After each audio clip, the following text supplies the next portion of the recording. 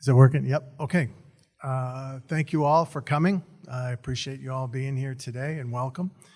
It's been almost a month since we were last downstairs, and in that time, as I said before, we took a deep dive into our season. We did a review and as to where we were and the state of our organization and our team and where we were headed. As part of that, we took a little break. It was a little raw. I don't know how many of you were here that day, but it was a little bit of an awkward press conference for me. I remember I was sort of in a daze, but we took a little time, and then we started with an internal process, and at one point we decided it was incumbent upon us and prudent to turn to the outside and talk to a few people. And when we spoke to Paul Maurice, it was overwhelming that this was the man to be the real fit. It was a fit to take us into the challenges that are ahead of us moving forward as we move forward to ultimately to what our goal is. So without further ado, I introduce Paul Maurice. Thank you. Thank you, Bill. Hello, everyone. First, a heartfelt thank you to Mr. Viola, his family, and certainly Bill and his wonderful family for this opportunity, and not just the opportunity, but making me and my family feel so very welcome here in Florida. And over the last couple of days, you start to process some of these. I've been in the league a long time, but I've been very, very fortunate. I've really spent the vast majority of my time with two teams.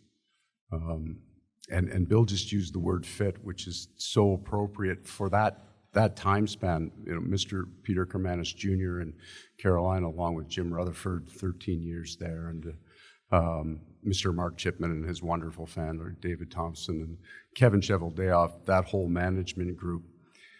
And it was always the right fit, and that's the sense that you're looking for as a head coach.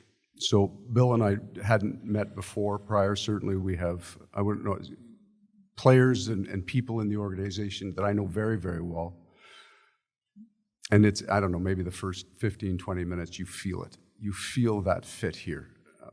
And so it's been a great experience for me. The interview process was wonderful. I don't know how much time you spent with Bill, but he can jack you up about hockey in about 15 minutes, right? So I'm in a lather an hour into the meeting and ready to go. And that's what drives me, and that's what I love, right? You want to be really smart, passionate people that want to put on not just a great game, but a great program for their community.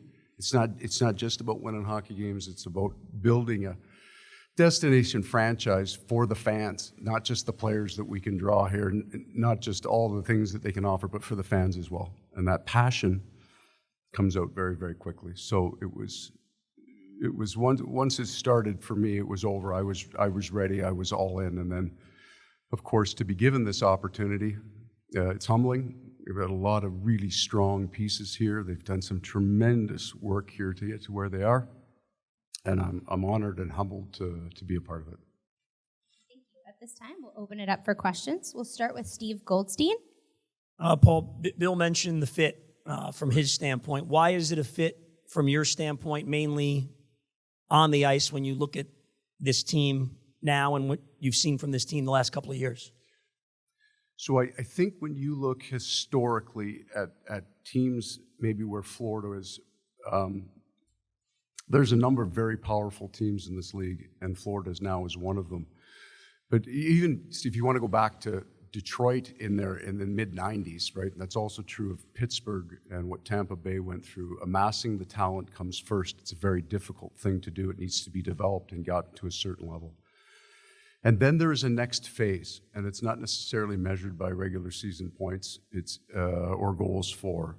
It's that transition into all of the hard things, the investment, and it's not just the players. The players here are good and they work hard, but it's the investment of the entire group to drive yourself hard enough that when adversity comes, you're ready for it. You've earned the right to survive in that adversity.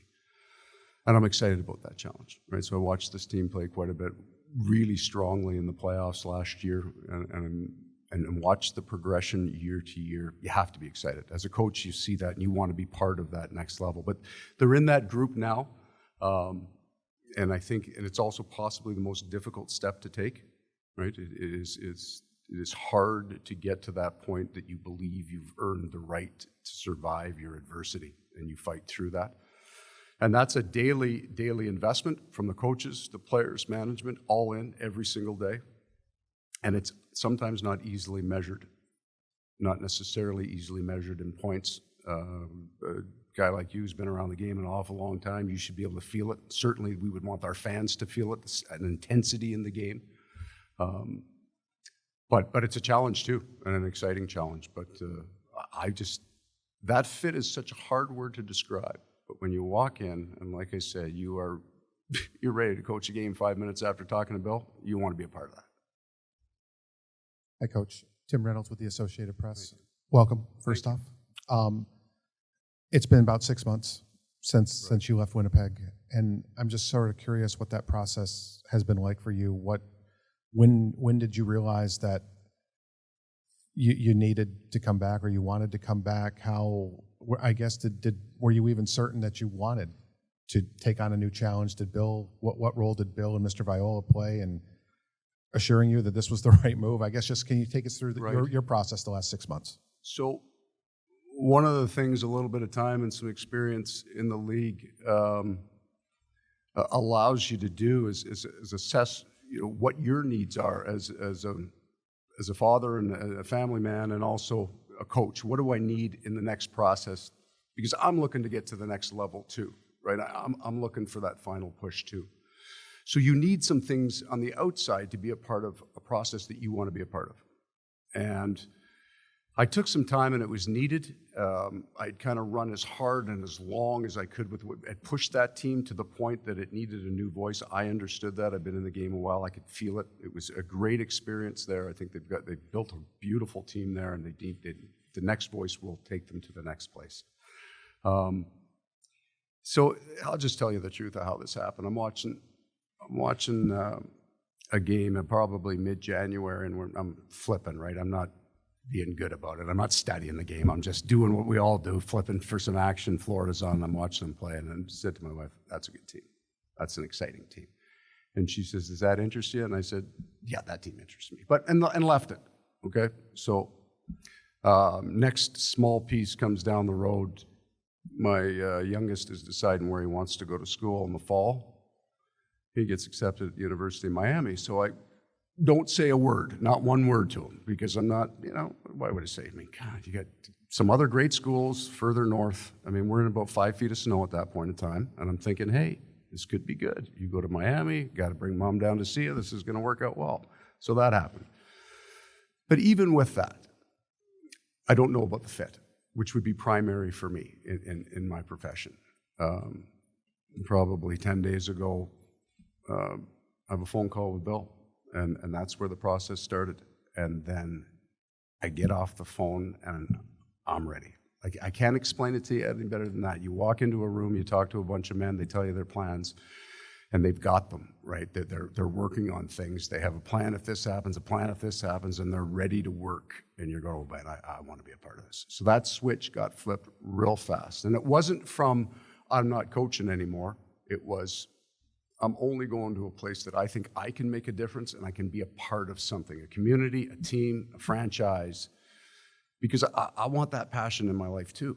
I want that juice, right? That's what fires you up, gets you to the rink on time, and he excels at that. So whatever it is, he pushes my buttons. He figured me out real fast. Hey, Paul. John Evanson from CBS 12. You just described what, all Panthers fans experienced all season long, watching those regular season games, the excitement, the goals. What in your mind will it take to take this team to the next level where they have playoff success and can, ultimately hoist the cup? Additions in their game, not necessarily a change in their game. Like, there's an awful lot of good here. You score an awful lot of goals. And 122 points is not easy to do in this league.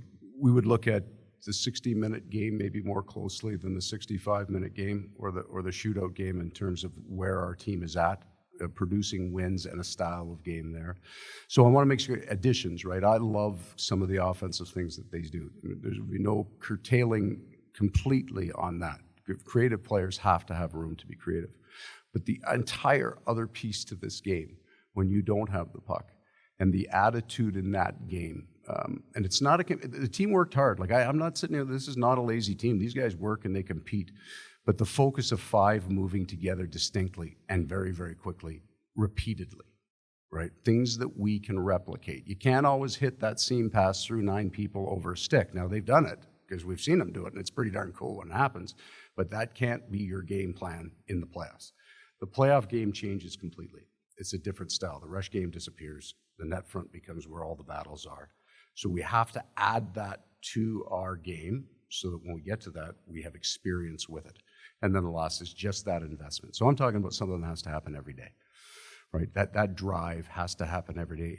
And you take a small slice of it every single day till you get to the point that you have enough in your bank and your memory bank that it becomes automatic. Paul, Mike DePasquale with the Fox affiliate Miami. Right here, Paul, right here. In your discussions with Vinny, did he make it clear to you, because he has spent the money to bring players in here, clear to you that this window is open right now, and there was disappointment that this organization, this franchise was knocked out in the second round 4 straight, that they don't expect that. They expect a cup run, as it was talked about all season, based on the points this team had, the goals they scored, and what this team did. So my conversations with Mr. Viola were not specific to the hockey. It was about the general direction of the team and where he wanted to go, and you're right. So we know by actions the money's been spent, the investment's been made, he's all in on this and wants to win. The cup run is an interesting concept, right? So there's going to be 16 really good teams, and it was a cup run. It just ran way too short for everybody's liking. And certainly that is the aspiration and where we want to get to. But we can't make a cup run in October or in training camp. So what we have to do from day one on a daily basis is prepare in that work, and that has to be our focus. We're not coming in day one and say we're going to win the Stanley Cup, because we can't win it that day. But what we can do is work our asses off that day and prepare for that. So that's our focus going forward. Certainly, there's enough talent here that you think if we can get it going in the right direction, we are a team that will be considered, right? We're in that group. But look back at all of the great teams. When you just think of 2009, the Pittsburgh Penguins win the Stanley Cup, and they are a dominant force. We are talking about dynasty at that point. You've got Stahl, Malkin, and Crosby in their prime down the middle. And yet nothing happens for a number of years. Good team. It's very, very difficult to blast through the playoffs if you just think you play your game, right? The other team's getting paid too. So we invest every day. Every single day we invest in our future by our work ethic that day. I know I hate using this word, but it's so true. You trust in the process, right? Because it's kind of like I come out here, I believe in accountability. I like an up-tempo game. I mean, how many coaches press conference? Have you ever heard a coach come in and say, we're not going to work that hard and I like to play, slow the game down, right? So I want to be careful with my words about this process, but let's just say investment.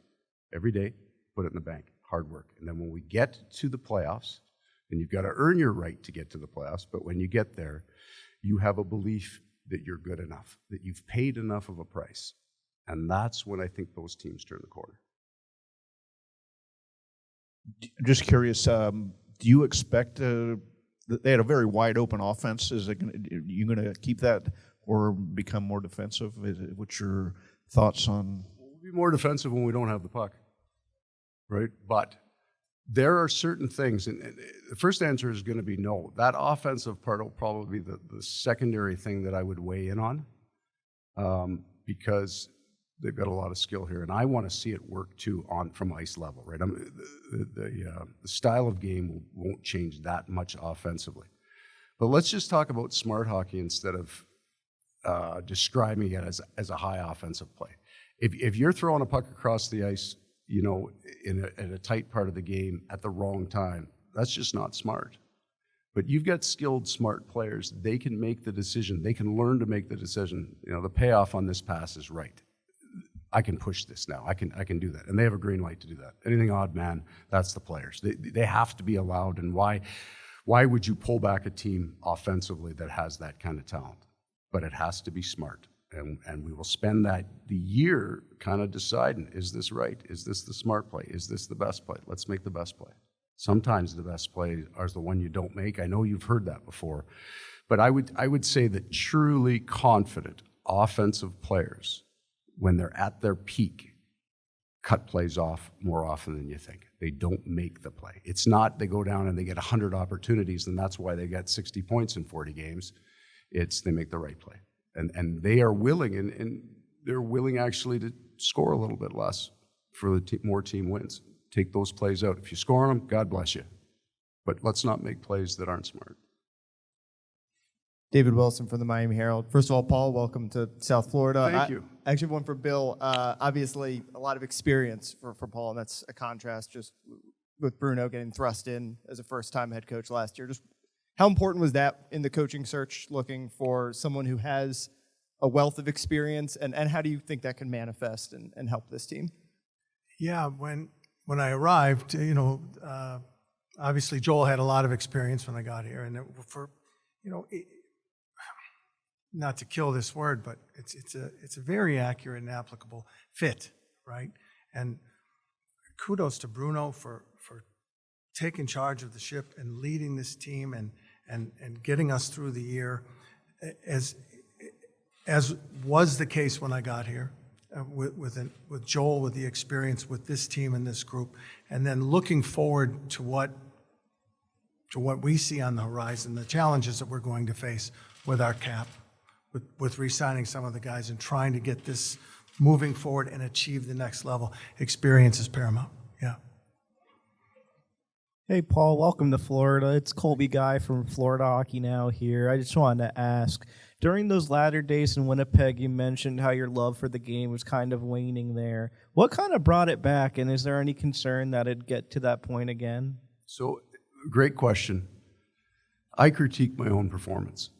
So, most nights in the NHL, if you walked off the bench and the team lost a game, I'm not looking at the player's performance. What did I do that day that I missed? Missed something. Always feel like if you don't win, you miss something. Now, you're not going 82-0, but so I judge my own performance. And some of it is, at times, can be a perceived lack of efficacy at times. So you push hard, and you get this big return the first time you push that button, and every time you push that button, there's slightly less return, right? It's a little harder to drive it.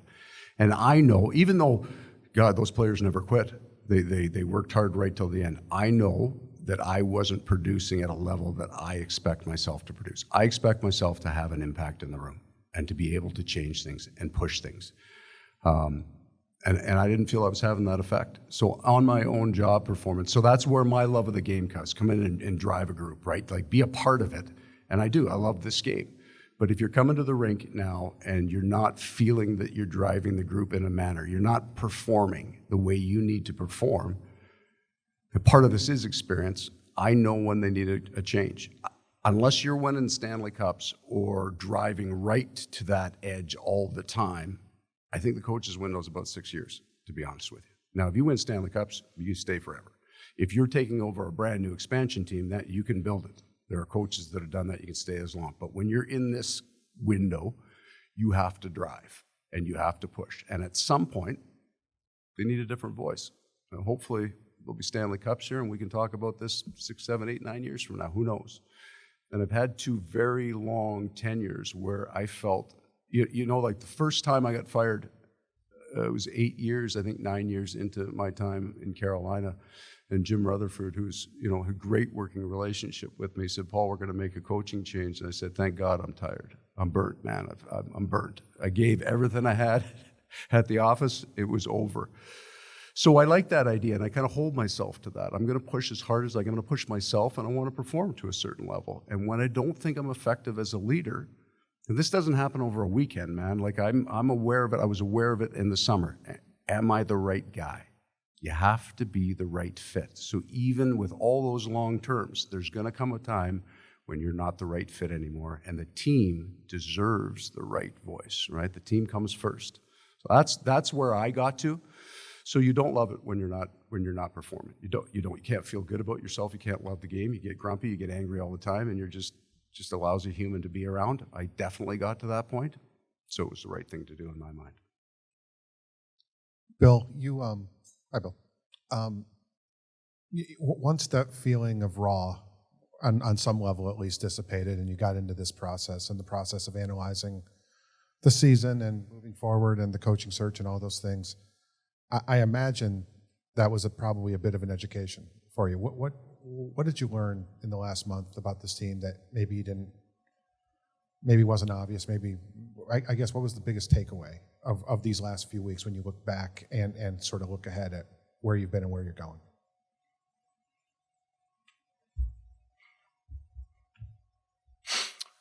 Yeah, the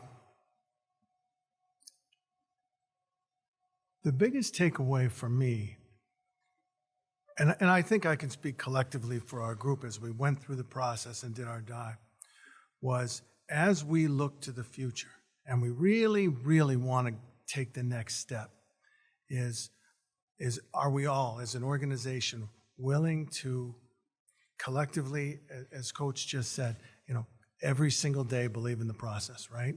And it starts with us, right? You have to, every single day we have to work. You can't take for granted, we're having this success, we're so good, we have to keep going, And part of that is looking at the horizon, right? And we need to prepare, and we need to be ready, and we have to anticipate, where are we headed right now? I think that's the biggest takeaway for us. And so that's where I really believe that Paul has you can tell the special enthusiasm, his experience in hockey, that we're going to have some challenges this year, and I think that this is a great fit for us to move forward and take them head on. Any additional questions? Hey, Bill, I just wanted to touch base on this quickly since we didn't get to ask you last month. Were there any kind of severe injuries? I know Mason Marchment was dealing with something for the majority of the playoffs there, but did any of the guys need surgery, or what was going on there? I think Mason is he's back to, I think he's 100%. If we were playing hockey right now, I think he'd be playing. And no, I'm trying to be just, if there was no major surgery for sure. Then I'm trying to think, someone might have gone to the dentist, or I think Anton had his tonsils out. I'm serious, yeah. And he did, actually. But I mean, that for an adult, that's relatively serious, so yeah. Paul, since the word of the day seems to be fit from everybody, why are you a fit here? What do you bring? What's your skill set that this team needs? That's a really good question. It's almost as hard to describe as that word fit, but I think a perspective from the outside sometimes help. Somebody who's got maybe a bit of a historical perspective of the league and has seen teams very similar to this in the situation that they're at. That fit of a like mind with Bill in terms of the daily kind of work that has to go in, the daily communication. I like to talk to players, and I like to find out what's going on. I like to be involved in not necessarily their personal lives, but in their professional lives for sure. And I think I can put a staff and direct a staff well that we can be very productive. So that you won't find the 4 or 5 of us in the back office for a long period of time. We'll be in the room, teaching, monitoring, assessing, and then preparing. I think the ideas of the next step, they have to get on paper, then they have to get on the rink. You have to be able to translate these concepts into a specific on ice a plan. And I think I can teach well. I do think that I can get in front of a room and explain ideas and have players understand them, and certainly reach out to the players who don't. So I think that's where we're at. There's a lot of good things. Slightly different structure in our defensive game. Certainly an emotional intensity in our daily work, an excitement to come to work, be a heavily caffeinated group in the morning. And as the question prior, a love of the game. I have a tremendous love of this game, and I like to talk about it. And I think one day it was 10 hours, and probably covered every game that's ever been played, but it could have gone longer, right? So at the end, I would say I've just beat that question to death. I'll tell you what, I'll bring a passion to the game because I do love it.